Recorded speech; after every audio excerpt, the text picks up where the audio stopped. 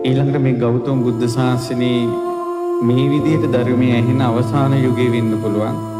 ඒ නිසා මේ ලැබිච්ච ලාභයෙන් ප්‍රයෝජනෙ ගන්න කියලා කිව්වා. එහෙම ධර්මයේ දේශනා කරද්දී අනුකම්පාවෙන් දහම් දෙසක් දිනොත් මිනිස්සුත් සදහවත් පිරිස ආදරෙන් සෙනෙහසින් ධර්මය අහද්දිමුත් බොහෝ දෙනෙකුට ධර්මයේ අර්ථය යන්නේ නැහැ. ඒ බණක් කිව්වට පස්සේ ඒ ධර්ම දේශනාවේ අර්ථය යන්නේ නැහැ. දැන් මම කල්පනා කළා මේ ඇයි මේකට හේතුව? දැන් ධර්ම දේශනාවක් කළත් අනුකම්පාවෙන් දහම් දේශනාවක් කළත් ඒකෙමුත් මොකක් හරි වචනයක් කරන් වාද විවාද හදා ගන්නවා. මොකක් හරි වචනයක් කරගෙන වාද විවාද හදා ගන්නවා. ඒකේ අර්ථය ගන්නෑ. ඉතින් ඒ ගැන කල්පනා කරනකොට බුදුරජාණන් වහන්සේගේ ධර්මයෙන්ම ඒකට උත්තරයක් හම්බ වුණා. ඔබ වුණත් ධර්මයේ අහනකොට මෙන්න මේ කරුණු කාරණා ගැන සැලකිලිමත් නැත්තම් කොච්චර ධර්මයේ ඇහුවත් ධර්මයේ ප්‍රතිඵල ගන්න බෑ. අපි අහන ධර්මයක මොනවා හරි ප්‍රතිඵලයක් එපෑ. දැන් මේ බලන්න අංගුත්තර නිකායේ තියෙන සූත්‍ර දේශනාවක්. අංගුත්තර නිකායේ 6 වෙනි නිපාතේ චෛ භික්ඛවේ ධම්මෙහි සමන්නාගතෝ සුනන්තෝපි ධම්මං අබබ්බෝ නියාමං ඔක්ඛමිතුං කුසලේසු ධම්මේසු සම්මත්තං. කොච්චර ධර්මයේ ඇහුවත් කුසල් උපද්දව ගන්නට අබහුයයි මේ කාරණා 6 නිසා. කොච්චර බණ ඇහුවත් කුසල් උපද්දවන්න බෑ මේ කාරණා 6 නිසා. පළවෙනි එක තමයි කම්මාවරණතාය සමන්නාගතෝ හෝති. බණ ඇහුවට කර්මයෙන් ආවරණය වෙලා හිත. එතකොට කුසල් උපද්දවන්න බෑ. කර්මයෙන් ආවරණය වෙනවා කියන්නේ අම්මා තාත්තා මරලා නම් ආනන්තරීය පාප කර්මයක් කරලා නම් ඒ කර්මයෙන් එයාගේ හිත වහලා කොච්චර ධර්මයේ ඇහුවත් අවබෝධ වෙන විදියට හිත හැදෙන්නේ නැහැ. ඊළඟ එක තමයි කිලේසාවරණතාය සමන්නාගතෝ හෝති. බණ අහනවා කෙලෙසයකින් ආවරණය වෙලා. දැන් උදාහරණයක් ගත්තොත් එහෙම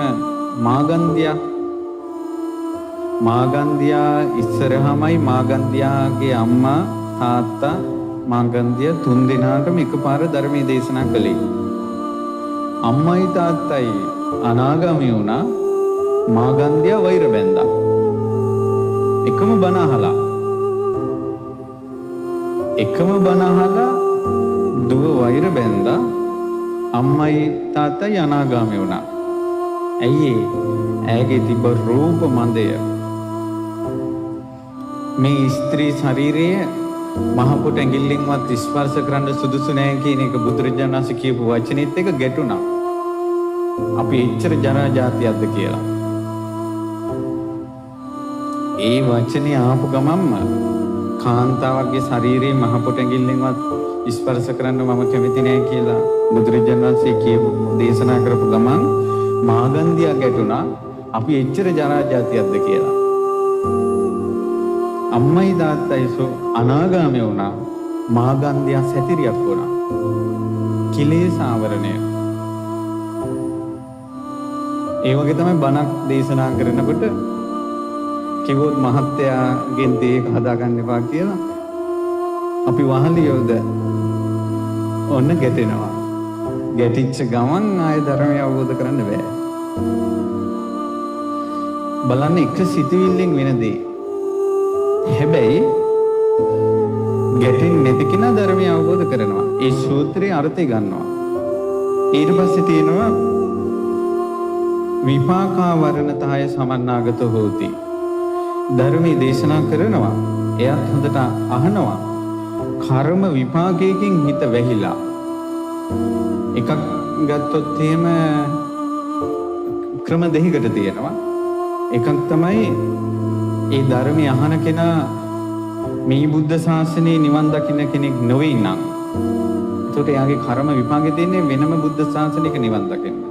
එතකොටත් එයාට මාර්ගඵල අවබෝධයකට යන්න බෑ අහන ධර්මයේ. අනිත් එක තමයි කරපු පාප කර්මයක විපාකයක් විදිහට ධර්මය අවබෝධ වෙන්නේ නැහැ. ඔන්න විපාකෙන් ආවරණය වෙලා. ඊට පස්සේ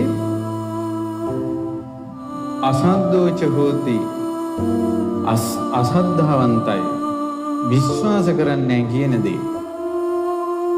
කොච්චර බණ ඇහුවත් විශ්වාසය නැත්තම් හිතේ මේ කියන දේ සත්‍යයක් අපිට අනුකම්පාවෙන් දේශනා කරන්නේ කියලා කොච්චර බණ ඇහුවත් අවබෝධ වෙන්නේ නැහැ.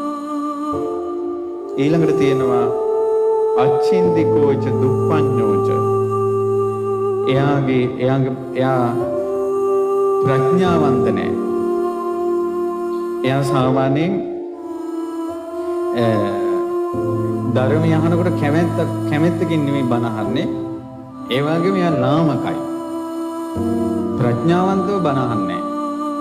ඔන්න ඔය කාරණා ටික තිබ්බොත් එහෙම කොච්චර බණ ඇහුවත් කුසල් උපද්දවන්න බෑ.